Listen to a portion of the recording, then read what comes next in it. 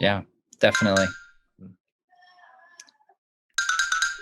So, what was your biggest challenge in getting started? You lost it, Jeremy. Sorry, Jeremy. I'm sorry. I was letting it out there, and you. This happens all the time. That dead I'll just air, be man. like, I'm just glad to be here. And everything Jeremy's gets like, really quiet. I'm like, this is a great place to be. yeah, And I've been meanwhile, so good everyone about else is just like, it. Yeah. Sorry. Not following the script, Jeremy. Come on. Sorry. So, Matt, yeah. what have been some of the biggest challenges to starting your channel? I'm gonna answer Chad's question first. Fine. If that's okay. Thank you. Yes.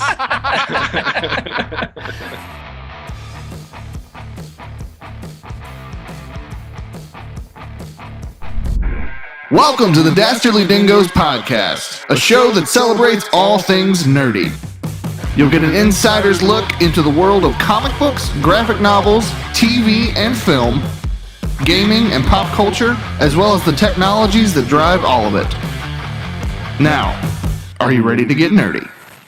welcome to the Dastardly Dingoes podcast, the show about all things nerdy. We discuss nerd news, movies, TV shows, games, comics, and interview the amazing creators who bring it all to life. I'm Brian. I'm Jeremy. I'm Chad. I hate you so much. And brace yourselves, folks, because we're about to get nerdy. Now, I have a question for you, viewer. Do you think that you are a fan of Tolkien and all things Middle-earth? Well, get ready to be put to shame by this week's guest. He's the host of the Nerd of the Rings, a YouTube channel that dives into all things Middle-earth and is now at over 187,000 subscribers. Well done. That's awesome. He breaks down the history of Tolkien's world in minute detail, taking every fan on an intense adventure through the backgrounds, journeys, relationships, and backstories of both major and minor Lord of the Rings characters. Ladies and gentlemen, we give you the PhD of the Tolkien fandom. The Lord of all nerds, the one who knows more than you, the one Matt to rule them all. Welcome to the show, Matt. Well, thank you. Thank you so much. I don't know if I can live up to that that intro. That's pretty. You already have, don't worry. Brian, you are now my hype man. I think I need to add to the hype, sir, get ready to change your LinkedIn and your business cards because you are now an honorary dingo. Right. Oh. My Sir Dingo nice. Matt is now your new name. So from now on, whenever when you do your shows, that's how you introduce yourself. As a dingo. We'll be watching. How you doing, Matt? How you doing this year, the year of our Lord 2021? I am doing well. Yeah. Everything is going smoothly. We're having really great growth with the channel. Obviously, it's far surpassed what I expected of it, to be honest. And I mean, we've got some exciting stuff in the world of Tolkien. There's a couple new books coming out this year that are really exciting. And then obviously the big elephant in the room is the Amazon TV show. All right, here's a new segment we're going to introduce called Begging and Pleading. It's where we're going to hit you with facts like we've had over 25,000 views on our channel, which is amazing, but only 10% of those people have subscribed to our show, which means we've got the vast majority of people coming and watching and then leaving. We want you to come and want you to watch our videos, but if you like it, just take the time to click on the like button, hit subscribe, hit the bell notification, share with your friends. It means a lot, and it helps us to continue to do what we're doing. Have you done it yet? Okay, go ahead. I'll wait. Please. Please. Just subscribe, please. We've got shows coming out almost every day. We're doing movie reviews, TV show reviews, comic book reviews. We are interviewing all kinds of indie creators about the process and what it's like to market yourself in this age in the digital world, tackling tough topics like imposter syndrome and what it's like to be a nerd. All right, end of rant, back to the show. Everyone kind of has, even, casual fans, I'm sure, have it on their radar, so to speak. Yeah. But it's just kind of a mystery right now. There's a lot of mystery around it. Yeah, and I think a lot of like hardcore Tolkien fans are all like holding our breaths. We're like, Yes. what are you gonna do? All right, Amazon, what are you gonna do to us here? So I gotta be. I'm a little nervous about it, to be honest with you. Like, I dig where they're taking it. The plot, because it's what now you'll be able to like say like what year and who's the king and all this stuff. What time period does the Amazon show take place in? Yeah, so it's been suspected for a long time, and it was recently confirmed with a synopsis for the show that Amazon released that this will be taking place during the Second Age. Okay. So this is roughly, so if you compare it to the Lord of the Rings, you think the prologue that comes at the very beginning of Fellowship with the Last Alliance facing off with Sauron, that happens around 3,000 years before the Lord of the Rings, like Frodo and everybody. So on top of that, you've got another roughly 3,000 to 3,500 years of history that takes place during the Second Age. So that's where we're going to be. We still have the opportunity to meet some of the characters that from Lord of the Rings, like Galadriel and Elrond.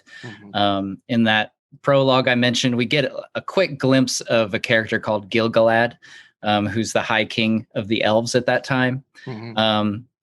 Isildur, his father Elendil, his brother Anarion. Those are other possibilities on the table. One of the biggest thing probably is that they even alluded to in the synopsis is the creation of the Rings of Power. Cool. So yes. I would almost guarantee, sometime I kind of predict, like I have in my mind, like, okay, I try to map out, like, this is supposed to be 5 seasons. So how do I think this is going to go down? So I wouldn't be surprised if sometime in season 1, we see Sauron assisting the elves in creating the Rings of Power. Okay. But yeah, so that's one of the big exciting things to come from this show. And then, depending on the level of nerdiness you have when it comes to Tolkien, there's an island of Numenor, which are the ancestors of Aragorn, and kind of the great men of Middle Earth. And they have a very tragic unfolding with their story in regards to Sauron as well. So there's actually a lot of stuff to cover, even though Tolkien didn't write out, there's not a lot of dialogue. Like you would have for something like Lord of the Rings, but we have a lot of plot points. So they've got a lot of freedom, a lot of stuff they're going to have to come up with for the, in terms of dialogue, but there's a lot of action points that are really, really tantalizing for fans. Okay, yeah, so I was curious, like, obviously we have,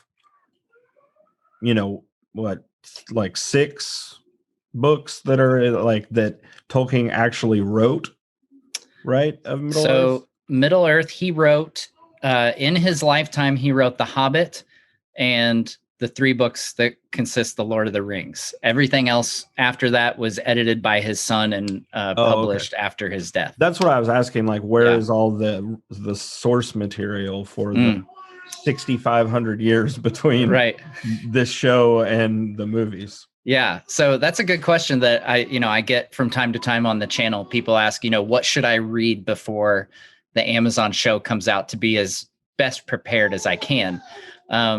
Basically, there's 3 places where you're going to find that information.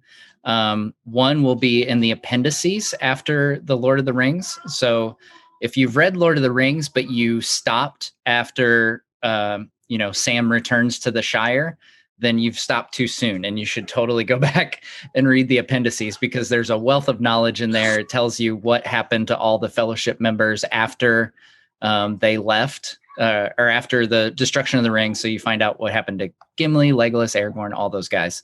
But there's an entire section in there that kind of tells a bit about the Second Age. I can't remember offhand which of the appendices that is, but it's one of those. The biggest one is probably Unfinished Tales, which is another one that I think kind of flies under the radar a lot.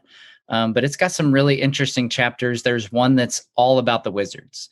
Okay. So a lot of the background information on the wizards is in there. But it's got an entire section on Numenor specifically. Okay. And then there's also a whole chapter on Galadriel and her husband Celeborn. And you also get some background information on Celebrimbor, who was the one who created the Rings of Power. Okay. So he's another character that will come very much into play. If you've ever played the Shadow of War or Shadow of Mordor games, Celebrimbor is a character in that. Okay. Don't take any of the that for canon. Yeah. It's totally made up. They're Just really the name. super fun games, but they did use that character and his name and everything. But yeah, so and then I think there's also a little bit in the Silmarillion itself toward the later part of that, but primarily I would say the appendices of Lord of the Rings and Unfinished Tales, definitely.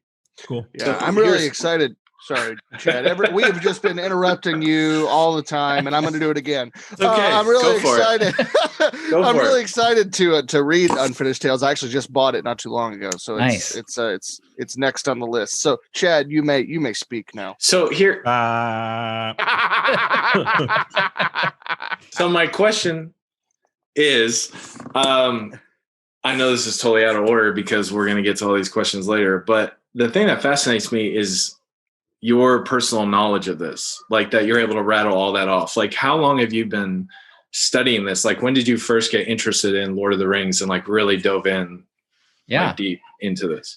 Yeah. So I think I'm fairly unique among, people who are super into Tolkien, a lot, or at least the ones that I've interacted with and had the chance to chat with and everything. A lot of them are book fans from even before the movies came out. Whereas I was first introduced to it when I was in college, when after Fellowship of the Ring had already come out. Okay. It's kind of a funny story. I like to tell this because it proves how stupid I am, and and how we all have the opportunity to be proven wrong in joyful ways. Yeah. My roommate in college, when we first moved in, we took a Walmart trip and we decided to pick up a few movies to have watch some movies that night in our dorm room, and we came across the DVD section. Fellowship of the Ring was one of the movies there, and he said, "Oh, we should get this. This movie's awesome." And I said, "No, that looks kind of stupid." Awesome. Yeah. And he's like, "No, dude, just trust me. It's really good." I know, right? You heard it here first. The Nerd of the Rings hates Lord of the Rings. There we go. Yeah, you could just cut out that clip, post it on Twitter or something. I'll get like Tolkien canceled for that.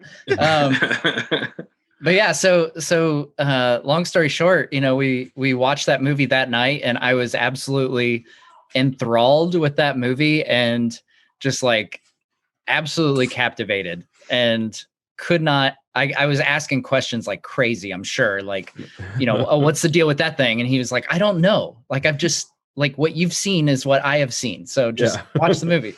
And then the movie just ends. And Frodo and Sam are just walking, to Emyn Muil, and I'm like, "What the heck?" Like, what? And then I had to, I probably got on like Ask Jeeves or something. I don't know. It was a while ago. Yes. One of those. Ask Jeeves to Google web crawl. It's when you ask your virtual butler to Google stuff for you. So yeah, I looked it up online and was like, "Oh my gosh, there's a second of these coming out in a couple months." So went and saw Two Towers when it came out. And immediately after I got out of the movie theater, I went to a bookstore and bought the box set. At which point I had the revelation there was the Hobbit book, which I didn't know about before that. So then I totally blew through all 4 books by the time, over the course of the next few months. Awesome. Yeah. So you kind of fell like backwards into your nerd. Yes. Yeah. And to answer Chad's question, how did I get like so into it? I just naturally, it's weird. Like if I wasn't doing the research I do for the channel, I would be doing it in a smaller way anyway, just because I can't get enough of it. I just want to know as much as I can about the characters, and I come across, it's like the just like a I'm trying to think of the phrase. A rabbit hole. Gosh, I don't know why I was having trouble with that. It's like falling down the rabbit hole where you just like keep going, and so, I wouldn't do it on the research level that I do now for my videos, but I would definitely still be reading on an ongoing basis. And I just kind of soak it all in, honestly. That's awesome, man. Well, hey, I know we got a limited amount of time for you today, so we're gonna kind of bypass the normal questions that we ask everybody, which is the top 5 movies and all that stuff. Let's just jump right into just tell us your story, man. How did you get into? I mean, you just told us how you got into Lord of the Rings, but what connect the dots from that point, watching. Hating Frodo with a fiery passion, and from that point to deciding that, hey, I need to do a YouTube show based on all of this. Yeah, so I've wanted to do a YouTube channel for a while. I'm a videographer by trade, and I've places I've worked for, I've helped build their YouTube channel, and so I saw how it could be done, and I knew enough about how YouTube works that I kind of understood, what it would take to build a YouTube channel that could be successful. I mean, there's no guarantee, but I thought, I could give it a shot. Like it was one of those things I felt like I wanted to try it, or else I would regret not ever trying it. And so then the big question was, what do I do my channel on? And I kicked around a couple ideas of things that I enjoy. But I found that Lord of the Rings and Tolkien and Middle Earth was the only thing that I truly had a passion for enough to do an entire channel on it. Okay. And I think I know, on the questions, we were going to talk about, tips and stuff. And I would say like one of the biggest tips is, if you're wanting to do a YouTube channel, you need to do something that you're passionate about. Because that's what's going to carry you through on days where you don't feel like it. Right. Or, when you're staying up late. I've had personal friends ask me and stuff like, oh, I'm going to do this YouTube channel. What do you think? And, they asked me about the subject matter. And I would say, are you passionate about it? Like, I don't know if, you have to have the passion for it, because that's going to come through on your videos, and that's going to carry you through what it takes to produce month after month of seeing very little views and very little subscribers, which is what most people experience. For me, Tolkien was really the only viable option for me. Doing this as a side thing, I do at least a couple really late nights a week in order to do it. And the fact that it is Tolkien and the fact that I'm so fired up by this stuff is what, makes me choose that over sleep, basically. Yeah. I get that. No, I completely understand. I think all of us do here, really. Anybody who's especially in the indie crowd, you just kind of doing your own thing, putting out your own product. My gosh, you have to love what you're doing. You have to absolutely want it to become real, or you'll give up. Because otherwise, if you're not that passionate about it, then what are you doing to yourself? Yeah. I mean, you're just torturing yourself otherwise. Exactly. Yeah. Yeah, absolutely. Yeah. Cause if if it's just something that even if it's something you like, in the early days, I was like, man, I really like baseball. Maybe I could do a channel on baseball. And I made, I couldn't even make a video. I couldn't even get one video done, because I was just like, I had no idea. I had a couple ideas, but I couldn't get them off the ground. And it was just, it felt like a chore. And I was like, this isn't going to work if this feels like a chore every week. Mm-hmm. Finding something you're passionate about, definitely, it makes something that can be incredibly hard slightly less hard. Yeah, that's for sure. I just spent all night couple days ago working on like thumbnails and redoing all the descriptions and titles and things like that of my videos, just because as I'm reading, I'm like, these are not good. You know, like you got to fix this. So yeah, I mean, if you don't have that, you I don't know, you might as well just quit, play video games or something. Yeah, absolutely. Yeah. Speaking of thumbnails, like there's so many times where I'll fully design a thumbnail and then I'll find a different picture or like think of a different picture to use and I'll totally redesign an entire thumbnail. And it's one of those things where like, you know, if I wasn't so into it, I'd probably be like, it's all right. Yeah. But because I care so much about it, you know, I want to make everything as good as it can be. So yeah. And I think you know, viewers can tell when you're passionate about something or if you're, you know, just trying to do a thing to do it or just to make money or something. Yeah. And I think that also shows like really the subject matter is secondary as far as success for a YouTube channel, because it's exactly what you're saying as far as the passion goes, because, you know, there's subcultures and small groups and all that around every subject. So whether it's Lord of the Rings or whether it's like doing needlework or whatever it is, like there's going to be a community there. And it really goes back to the quality of the content that you're putting out. If they really want to watch it, they'll find it and they'll watch it. So, yeah, definitely. So what was your biggest challenge in getting started? You lost it, Jeremy. Sorry, Jeremy. I'm sorry. I was letting it out there. And this happens all the time. I'll just be like, I'm just glad to be here. And everything gets really quiet. I'm like, this is a great place to be. Yeah, and meanwhile, so everyone else is just like, sorry. Not following the script, Jeremy. Come on. Sorry. So, Matt, what have been some of the biggest challenges to starting your channel? I'm gonna answer Chad's question first. Fine. If that's okay. Thank you. Yes. So you know, I think you know one of the biggest challenges was getting into a rhythm schedule wise. A big thing with YouTube is being consistent. If you can only do 1 day a week on releases, that's what I typically do is 1 day a week. You know, be consistent with that. It's better to do one video a week than, you know, a couple videos this week and then you skip a couple weeks and then release a video. You know, your viewers want to have some regularity and be able to count on you to, you know, for lack of a better term, entertain them, you know, on whatever basis you land on.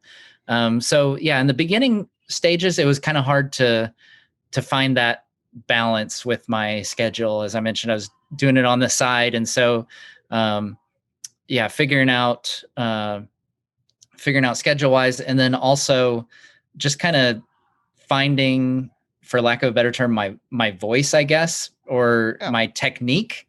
You know, I've kind of landed on, you know, I wanted to be different than the other, you know, Tolkien channels that are out there. I wanted to, you know, I felt like with my video experience, I could, you know, do something different. And so I ended up relying more on the maps. Like one of the things that I noticed, you know, when I read Tolkien's works, I'm always like flipping back and forth the map, you know, when it's like, oh, you know, now they're going over, you know, this certain plain or, you know, alongside these mountains. I'm like, okay, so where are they at on the map? And then, you know, when the story cuts back and forth, it's like, okay, now, you know, Frodo and Sam are making their way across the plains of Gorgoroth. It's like, well, where the freak is that? Okay.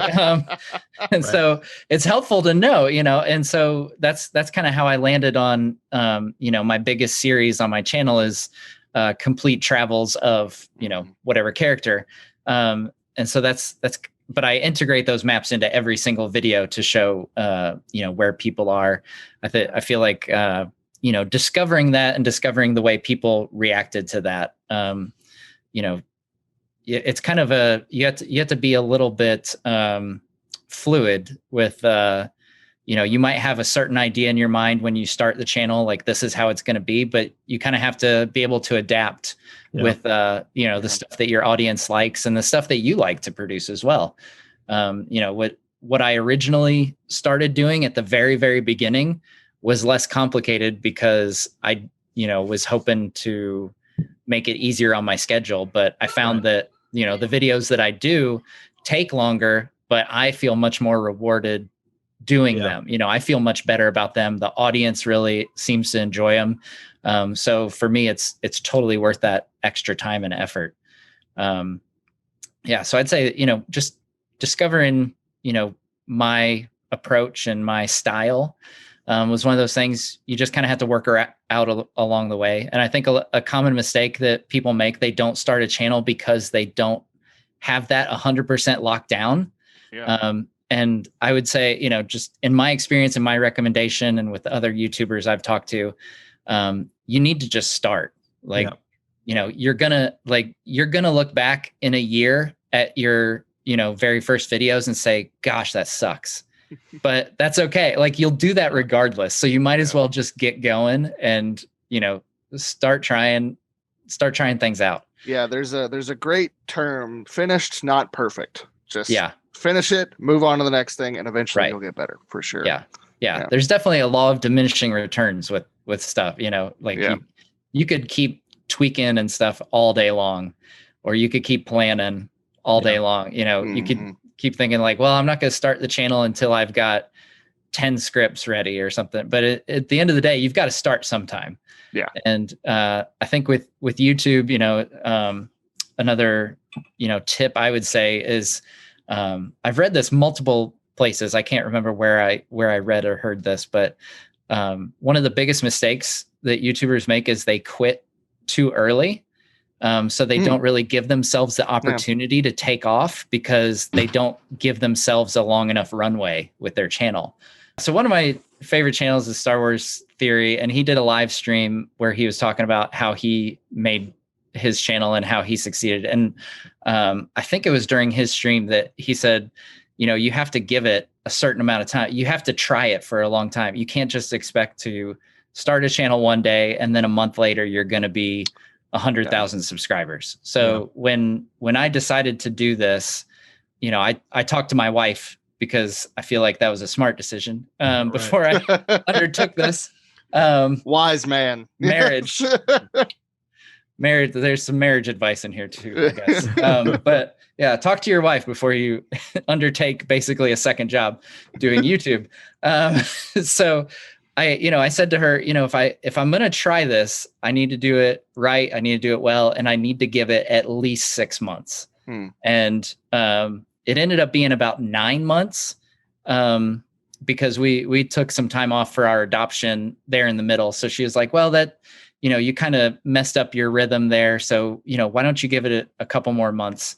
And it was kind of weird how it worked out. Honestly, I was just getting to the point where I was starting to think maybe I should reassess this and decide, should I keep doing the channel at all, or should I, cut back a little bit so I'm not spending as much time on it? And right about that time was when I got my first Patreon supporters. And right after that was when my first video really hit. And all of a sudden the channel just started taking off. So the timing was crazy, but that was, like I said, that was 9 months into doing this. So that's another piece of advice I would give is you definitely have to give it a good amount of time to build your audience. No, that's great advice. That there's been so many times where I'm like, why am I doing this? If I'm deep in an edit or something. But having that determination is definitely important. Absolutely. Yeah. So as I was just listening to your process and that kind of thing, and how you built your channel a bit, and that how do you select the material that you're going to cover in your videos? What do you go through when you think how do you determine it's a good idea to do versus one that you don't follow up on? As far as the topics of the videos? Yeah, the topics were, just a general idea or whatever. How do you pick, let's say you're going to do the history of a certain character. How do you know that's the one that you want to do versus maybe some other type of video? Gotcha. I don't dwell too much on what the topics are. I've got a list by now, after you do this for a little bit, you think of other characters oh, I want to do one on this character. I want to do one on this topic. And so I've got this huge list. And a lot of times it's what do I feel like doing a video on this week? Yeah. Sometimes, I'll put out polls for either my YouTube subscribers or my Patreon patrons, I'll put a poll and say like, okay, I feel like doing a video on an elf, this week. And so I'll put out a poll and say like, okay, which of these elves do you want me to do? Yeah. And just leave it up to them. So that's kind of a fun way to do it. Just letting your audience get involved. A lot of it is, what do I want to learn more about? So sometimes it's things that are a selfish thing. Like, yeah, it's a little bit of a selfish I thing. want to read this book, so I'm going to make a video on it. Yeah. I mean, honestly, like, for the most part, it's thinking, like what do I think, the viewers would want to watch? That's primarily for most videos. It's like, okay, will viewers be interested in this? Which in my assessment is a pretty low bar to clear because, for me, I'm interested in all of it. So maybe I'm not the best person to be asking that question. But yeah, so like my first video that really took off was the complete travels of Gandalf. And that was purely because I thought it would be really interesting. And I wanted to map out everywhere that Gandalf had been because he's been around so long. And, there's all these little nuggets of information like, oh, we know he went, to Gondor to study the scroll of Isildur. And we know he went, if you've only seen the movies, you wouldn't know. But after he's rescued from the Tower of Orthanc by Gwaihir, he is actually taken to Rohan and picks up Shadowfax and rides Shadowfax up to the north, which isn't in the movies. But so it was purely, I guess you could say, a selfish endeavor, wanting to know, everywhere Gandalf had been. And, thankfully there's a lot of, Tolkien nerds like myself that wanted to watch it. So. For sure. Now, so tell us a little bit about just the, the creation process. So like when you choose a topic, you figure out what you want to do. What's the next steps in just creating the video? Yeah. So, after I've selected a character, I basically go through and, it's kind of it's an interesting thing with Tolkien because there's so much detail on a lot of these. So like my, as we're filming this, one of my more recent videos is the complete travels of Legolas. And so it's like the entire life of Legolas. And obviously he's in Lord of the Rings a lot. So, I mean, I could spend an hour talking about everything Legolas does, but kind of boiling that down into, okay, let's do the highlights. So it's kind of like a mixture of like highlights. Okay, this is going to be familiar to everybody. And then there's going to be aspects that are familiar to people who've read the books. And then there's going to be aspects that are unknown to a lot of people that, is a really deep dive stuff. So I try to like mix all three in together to make it as accessible as I can. I always feel really good when, people comment like, I knew just about all of this, but I had no idea blank, blank, blank. Yeah. Cool. Or when people say like, for some of the stuff doesn't take place during Lord of the Rings, they say, your videos have inspired me to read the Silmarillion, which is notoriously difficult to get through because it's very, the language is very, almost like King James biblical kind of language, So, determining that I've kind of got a feel for that balance now. But yeah, it's basically, I go back through the books, kind of skim certain sections where I know those characters are prominent and pulling out nuggets that way. There's some online resources, some websites like Encyclopedia of Arda is a good one. It has like a lot of maps and stuff that are really helpful that go into more detail than like the map that you would see in the book. Okay. And then Tolkien Gateway is another, it's like a wiki. So it kind of gives me, the nice thing with that is it has citations. And so then I can go into the actual book and like narrow down certain passages. It might say a quick little sentence, but then I can go, it kind of points me in the right direction really quick. And then there's a couple of like day by day calendars. So I'll use those for knowing like, okay, Gandalf arrived here on this date. So like the fan site, the onering.net has a day by day calendar. So it's kind of like this huge conglomerations. Obviously the books are the primary, as they should be, the primary resource. But then you've got these other things that just kind of help speed the process along by getting you to the right places. Yeah, that's what I was going to ask. Like on a bigger video that has more information, like the life of Legolas or the travels of Gandalf or whatever, like that seems like a pretty hefty assignment. Like, can you pull that off in a week, or do you have ones that you have kind of working in the background that you'll eventually get to, you know, when you've done more research, or are they all just 1 week you do them and that's it? So for the most part, I've been able to do everything within a week. Honestly, the ones that take the longest are my theory videos. Okay. Because, you know, the history of characters and stuff, like that's like, we know all of that information. You know, there's a lot of it that I know off the top of my head that I don't even need a resource for. And there's, you know, a lot of stuff that's easy enough to find in the books or other sources. But the theory stuff, like I did one, what if Gandalf took the ring? And one, what if Smaug survived? And so like those are almost harder in a way because I'm having to research, you know, all these conditional situations. You know, I have to think like for what if Gandalf survived? It's like, okay, so I mean, I went like super nerd, especially on the what if Gandalf took the ring. Like I went like, okay, so he takes the ring from Frodo when Frodo offers it on this date, and we know it takes this long to get to Rivendell, which is his most likely point of destination. And then, you know, who ends up in his fellowship? It's not going to be Gimli or Legolas because they're not in Rivendell at that time because they haven't been sent on their missions because it's too early in the calendar.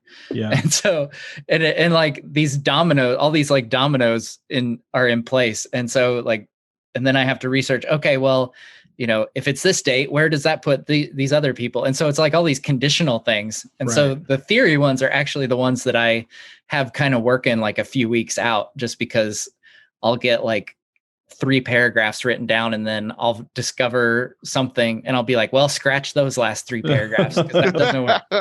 Yeah. Oh, that's awesome.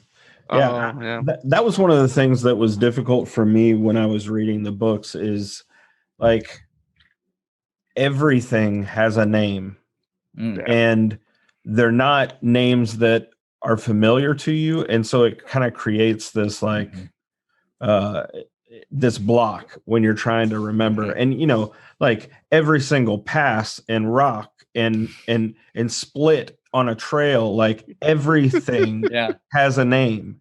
And as I was reading it, it was like, it was maddening trying to keep it I could just see Jeremy just like one eye twitching, forehead vein throbbing, like, where are they? Oh.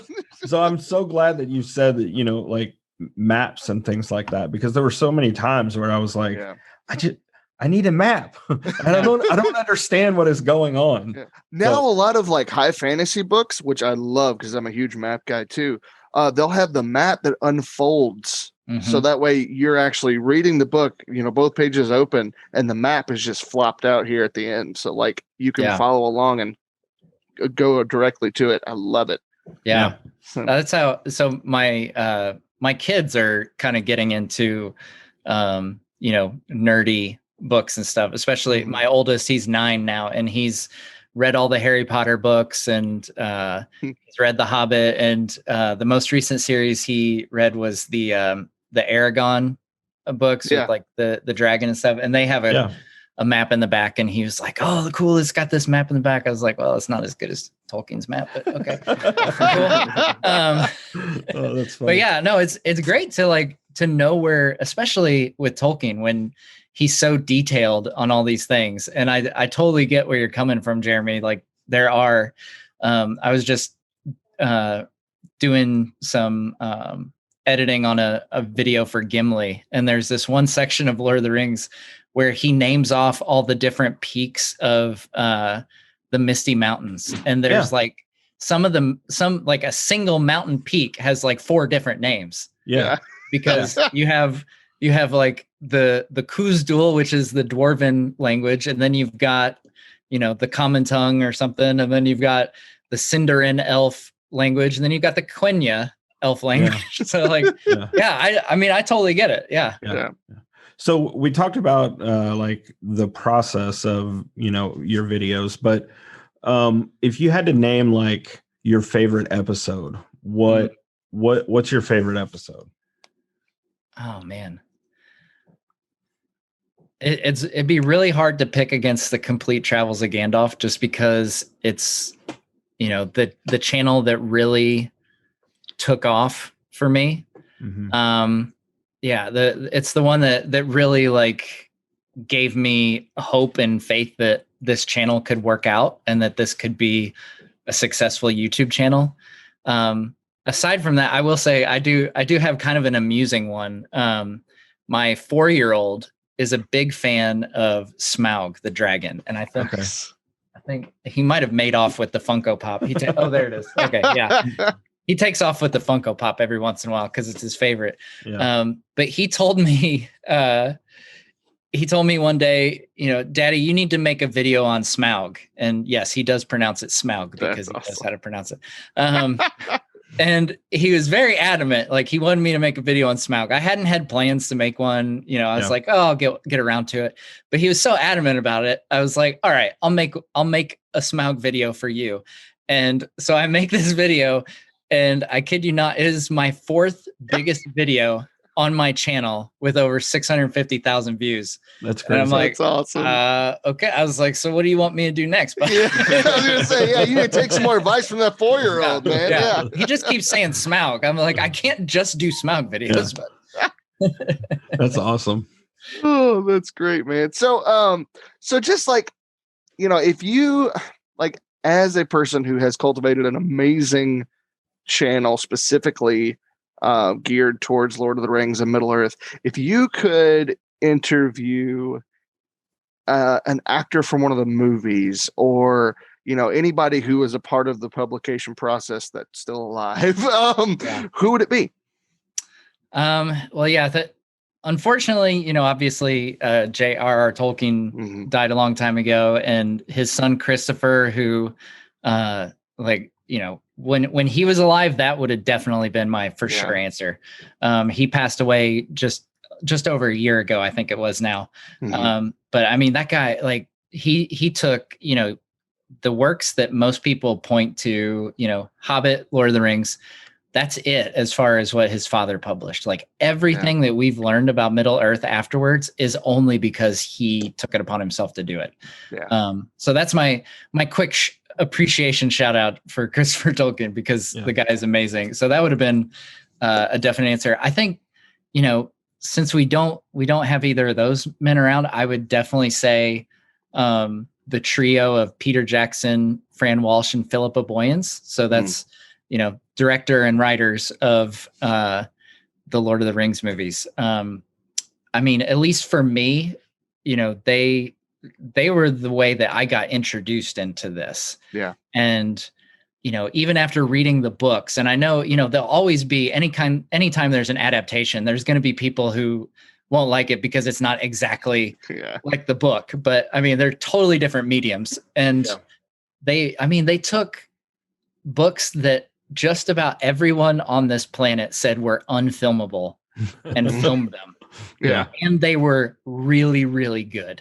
Like, one of them won Best Picture. Yes. I mean, good grief. Yeah. I mean, it's, when people say, like, oh, X series is better, or, this other movie franchise is better. It's like, Lord of the Rings won, like, gosh, I want to say it's like 18 Oscars between the 3 movies. I was going to say 17. So it's either 17 or 18. I can't remember exactly. I want to say it's 4 for Fellowship, 3 for Two Towers, and 11. I know it was 11 for Return Which of the is unheard of for a fantasy movie. Absolutely. Absolutely unheard of. Yeah. And I don't know if it'll ever happen again for a fantasy. I mean, that's a whole nother topic, but I mean, they expanded the field to have more like popular movies, and then they've just nominated more movies that nobody watches. But that's right. That's another thing. I think I've got like a 3-year streak going probably on not seeing any Oscar nominees. The last one that I saw ahead of the Oscars was Black Panther.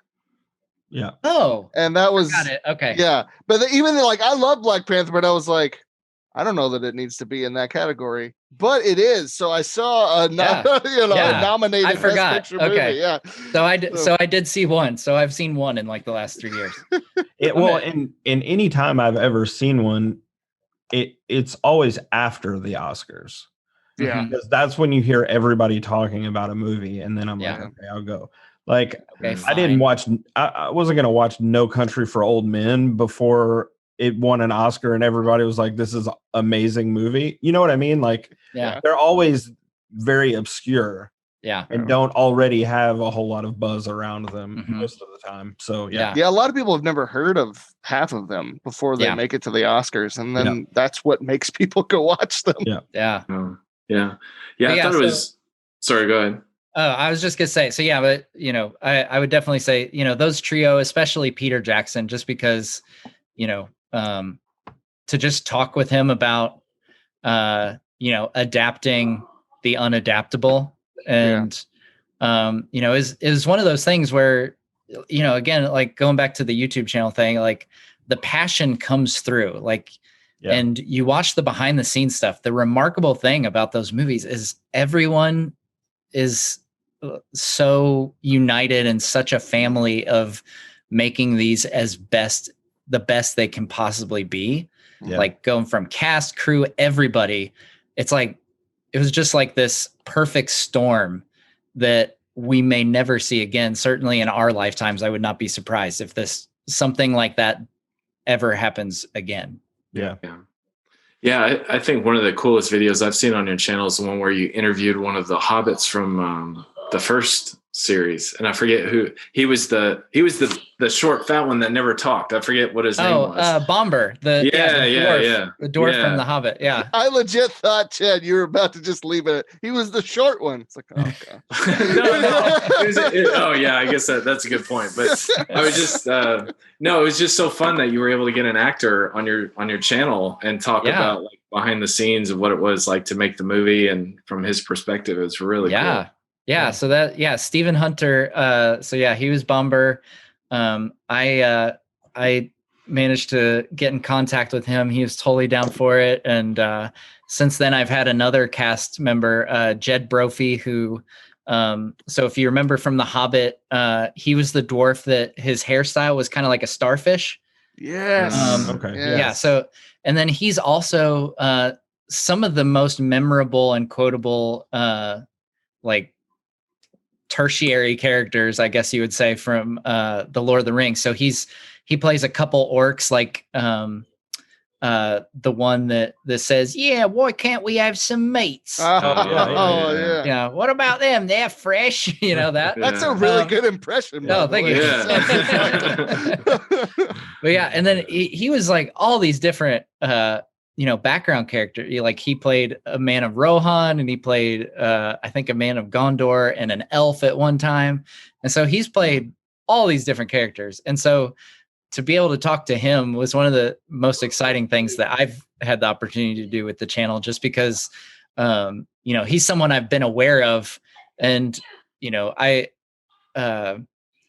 feel like if in another life I was ever going to be an actor, I would probably be a guy who would be, in the background or like made up with a bunch of stuff. I'm not going to be like the star in front of the camera. Right. I fully acknowledge that. Yeah. You're going to be the first one that gets beheaded. Right? I'm going to be, some orc with a funny voice that, says 2 lines and then gets his head cut off. Nice.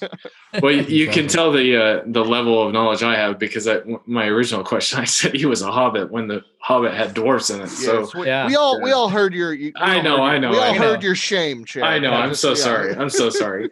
But which is the reason why I say is because that's one of the biggest reasons why I appreciate your channel, because I knew that Tolkien was profound the way he wrote and developed the world, but seeing your videos really brought that world to life for me personally. And like even in my own writing and working on my own comic book, like it just brought it to another level. Like seriously, I credit you for that and your channel, because when I think world building, I think, yeah, I'm going to create this world and people are going to know about it. But to see the detail that Tolkien put into this thing, like Jeremy was joking about, like every little thing has a name. I mean, I challenge myself to start doing that based on your channel. So I just want you to know, like, that on a personal level, why I love your channel so much and what it did to influence me as a creator, and to encourage you to continue to do it, because it really is beyond just the Tolkien stuff. Yeah. Just the quality that you're putting into it it really is mind blowing. And to hear you talk about it is just inspiring to see someone that knows so much about it and have such passion about it. So yeah, for sure. On the flip side of that, the question I want to ask you is, since Tolkien is not alive anymore, obviously, and he's not writing anymore, do you think you're going to eventually run out of material? And like, what are you going to do, or what do you do now to keep it fresh? Like, what does the future of the channel look like? What do you see the videos becoming in the future? Cool. Well, I'll address the first thing first. So definitely the credit goes to Tolkien and not me for inspiring you, because he's the one that made this. But yeah, I mean, the cool thing with Tolkien is there's so much detail.